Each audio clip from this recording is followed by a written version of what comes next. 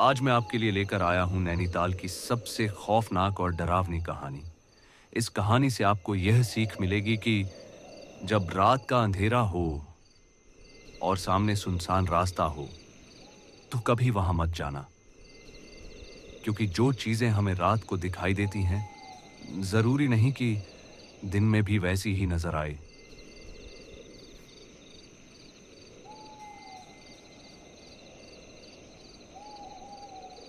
ये कहानी है जितेश और सार्थक की।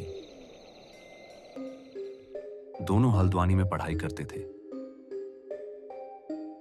छुट्टियों में तय किया, घर जाने की बजाय इस बार नैनीताल घूमने चलेंगे। दोनों का बजट तैयार हो गया।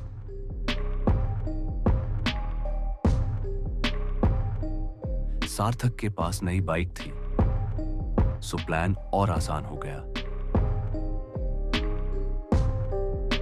हॉस्टल में रुकने का इंतजाम हुआ और दोनों दिन भर नैनीताल घूमने लगे। पहले दिन मजा आया, दूसरे दिन और घूमे। लेकिन दूसरे दिन की शाम को सार्थक बोला, यार जितेश, भवाली भी पास ही है, मेरे रिश्तेदार रहते हैं वहां, चल एक चक्कर लगा आते हैं। जितेश पहले हिचका, रात हो चुकी है, लेकिन फिर बोला, ज्यादा दूर तो नहीं, चलाओ, 1 घंटा आना जाना है। और दोनों निकल पड़े भवाली की ओर। रास्ता पाइन के पेड़ों से घिरा हुआ, हल्की बूंदाबांदी और अंधेरा। रात का सन्नाटा ऐसा कि अपने दिल की धड़कन सुनाई दे।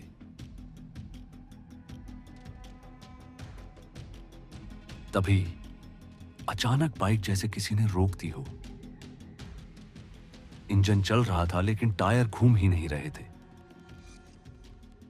सार्थक बोला, अबे ब्रेक क्यों मारी?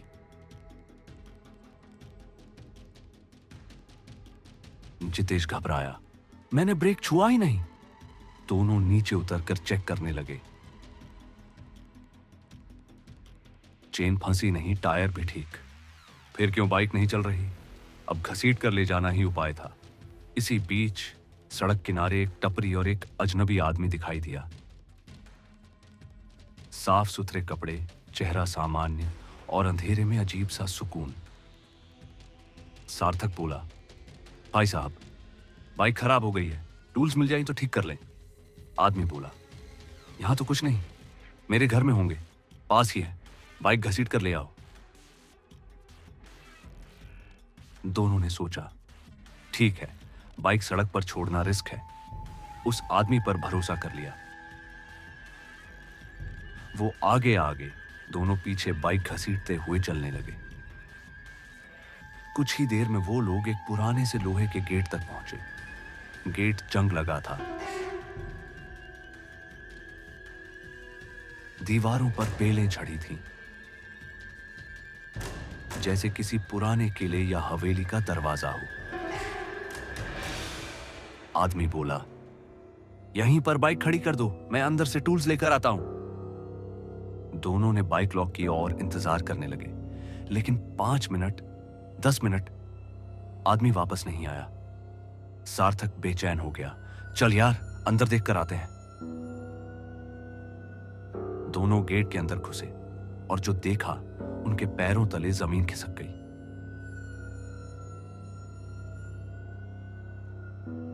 अंदर कोई घर नहीं था, बल्कि एक पुराना कब्रिस्तान था। पत्थर की कब्रें, टूटी क्रॉस और सन्नाटा, और उन कब्रों के बीच कई लोग खड़े थे। कुछ ने आर्मी की वर्दी पहनी थी, कुछ फॉर्मल कपड़े। चेहरे बिल्कुल जड़, बिना हाव भाव के। दोनों ने धीरे धीरे देखा।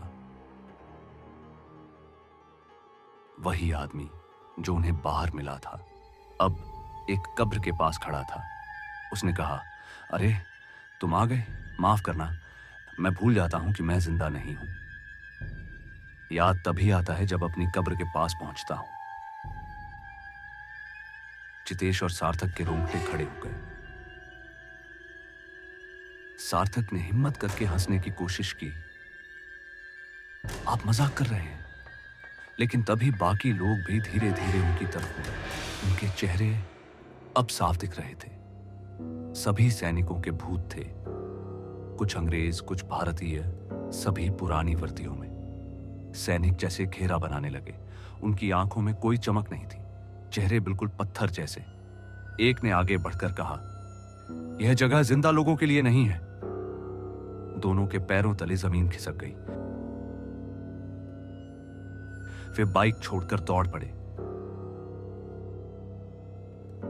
पीछे से कब्रिस्तान गूंज रहा था। भाग लो, लेकिन याद रखना, रात को यहां लौट कर मत आना। किसी तरह भागते भागते दोनों नैनीताल पहुंचे। हॉस्टल तक लौटे और पूरी रात डरे सहमे बैठे रहे। सुबह टैक्सी लेकर वापस उसी जगह गए। दिन की रोशनी में जो देखा वो सचमुच कब्रिस्तान था। कोई आर्मी कैंप नहीं, कोई घर नहीं, सिर्फ पुराना ब्रिटिश वॉर सेमेट्री, जहां आज भी पुराने सैनिक दफन हैं। टैक्सी ड्राइवर बोला, यह जगह बदनाम है। रात को कई बार लोगों ने सैनिकों को चलते फिरते देखा है।